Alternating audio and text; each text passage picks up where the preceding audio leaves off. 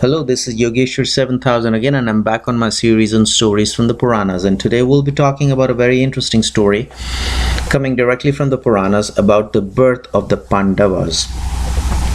And since this is coming directly from the Puranas, I will request you to have firm faith and belief in it. In our earlier videos, we did discuss as to how these two brothers, Dhritarashtra and Pandu, were born. And of course, their another brother, Vidur, was born as well. Dhritarashtra was born through Ambika, Pandu was born through Ambalika, and Vidura, the third brother, was born through the maidservant. And all these three brothers were fathered by sage Vyasa. So people who have not watched this video or the video on the birth of these three brothers, please refer to the earlier videos. And today we'll be talking about the birth of Pandavas, who were the five brothers and the sons of King Pandu. King Pandu was made the king because the older brother Dhritarashtra was blind. And it so happened that King Pandu was in the woods one day, in the forest one day, and he was hunting. And by mistake, King Pandu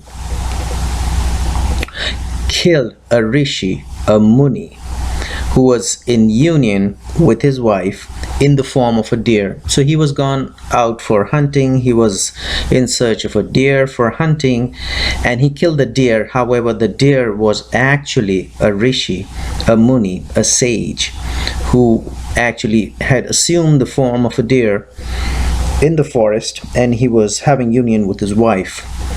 And Pandu, although he killed the deer by mistake, he was still cursed by the dying rishi. And the curse was that if you ever have union with any lady, you will die. That's the curse the rishi gave Pandu. So Pandu, according to the curse, could not have union with any woman, including his wives. He had two wives called Kunti and Madri, as we've discussed in our earlier video.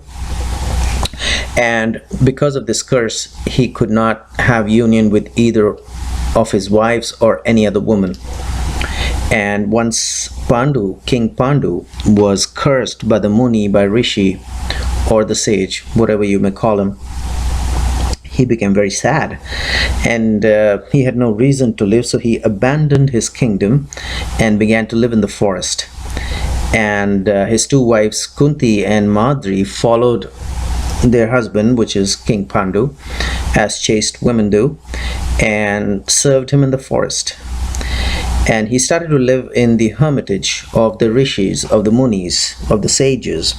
And King Pandu, from a king, he became a normal, ordinary person, listening to the shastras or the religious scriptures, and practiced severe penances and austerities. So he had no reason to be in the king, because he could not enjoy his kingly pleasures, he could not have union with any woman, he could not produce children. So he decided to live in the forest with the rishis, with the munis, with the sages.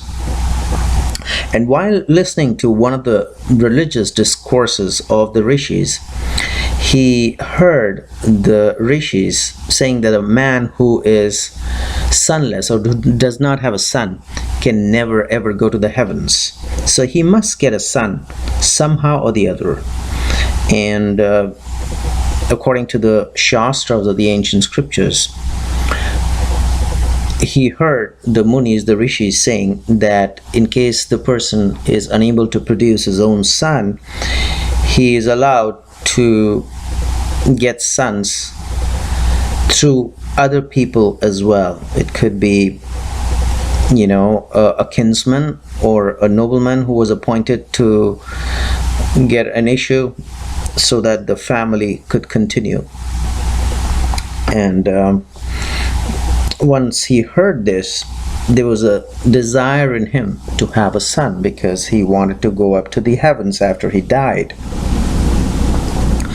And so he talked to his first wife, Kunti, and asked her to get sons for him And he said, well, I heard the rishis saying that you will not incur any sin if you have a son through another man.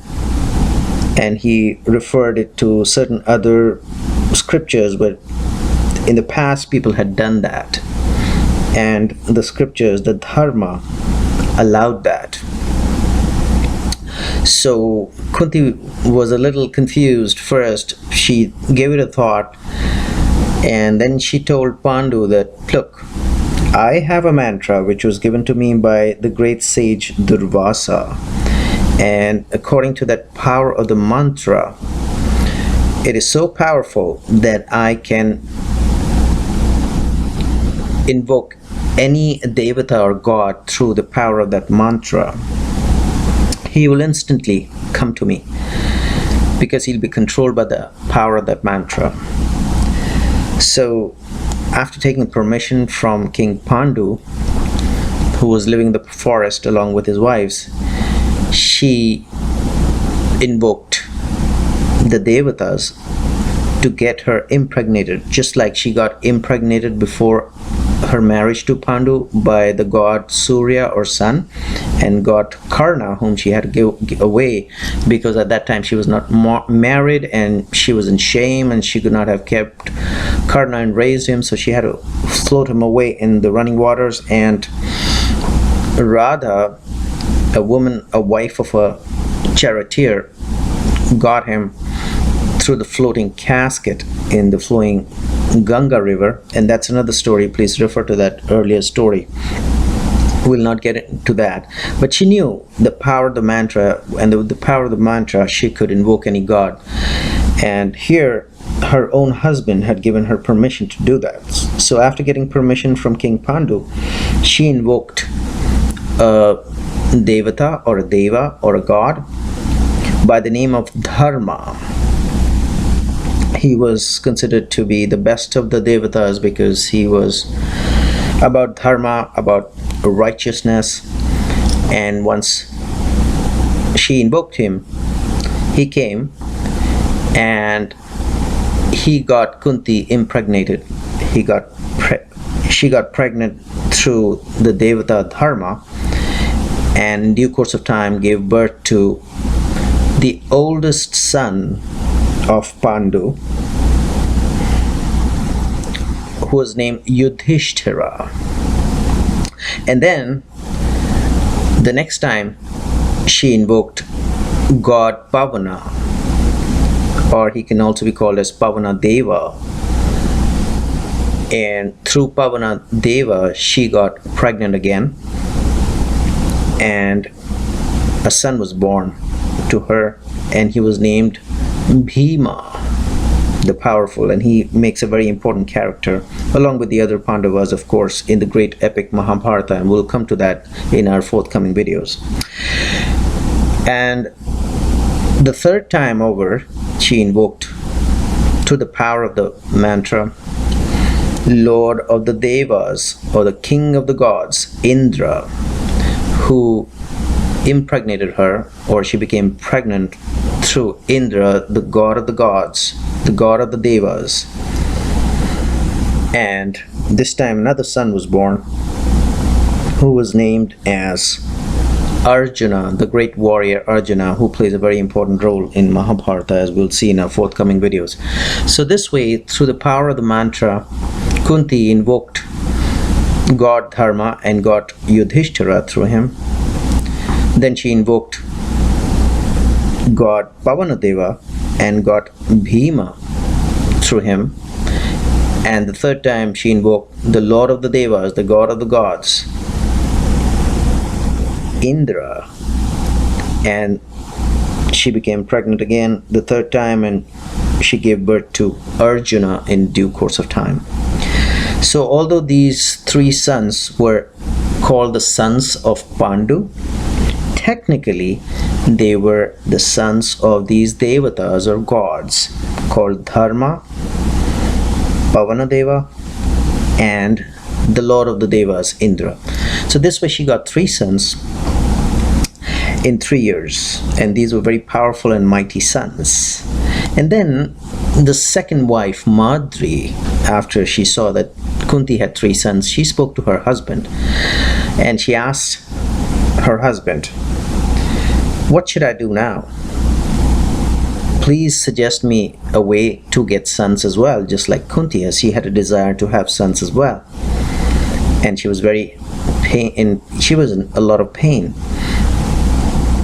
And so Pandu asked his first wife Kunti to give her the mantra so she might also get 1 son. So this time Madri, the second wife of Pandu, used the power of the mantra which was given to her by Kunti, invoked the twin Ashwins, and Ashwins are also gods.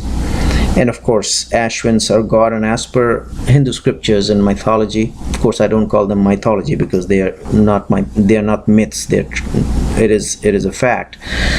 But according to the ancient scriptures, the twin Ashwins are gods, and they came, and they are actually divine physicians. They are physicians to the gods. And then they came and they impregnated the beautiful second wife of Pandu called Madri, and through the twin Ashwins, Madri got a pair of twins, and they were named as Nakula and Sahadeva. So although once again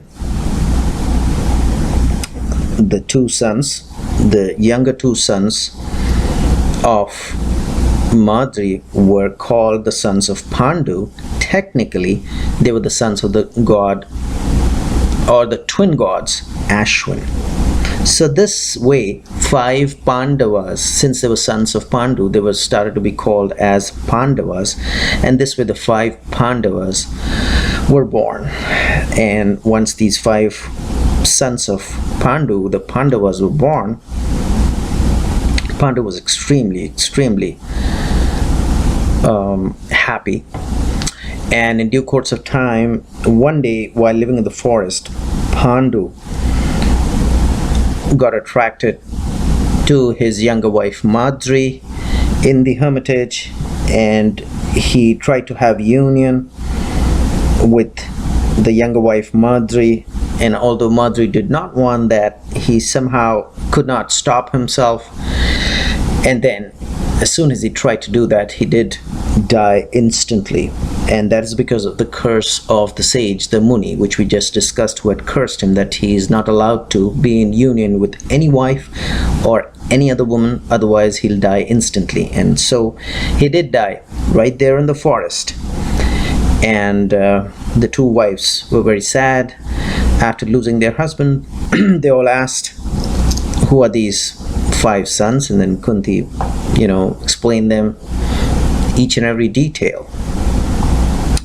And then of course there were questions, and there was disbelief, and people were not totally convinced. And then, just to prove her point, Kunti invoked the Devas, and who came down on earth, and they confirmed that yes, these 5 sons, or the Pandavas, although they would be known as sons of Pandu, they were actually born out of our union with Kunti and Madri. And then once they confirmed that, once the Devatas and the gods confirmed that, Bhishma then duly honored the boys, the 5 boys, and then gladly agreed to raise them. So this is the story which is coming directly from the Puranas about the birth of the sons of King Pandu, the Pandavas, who were named as Yudhishthira, Bhima, Arjuna, Nakula, and Sahadeva. Hopefully you enjoyed it. In the meanwhile, I will recommend subscribe to my channel and check out my website. There is a link below, and I will see you with the continuation of stories from the Puranas in my next video very soon. Goodbye.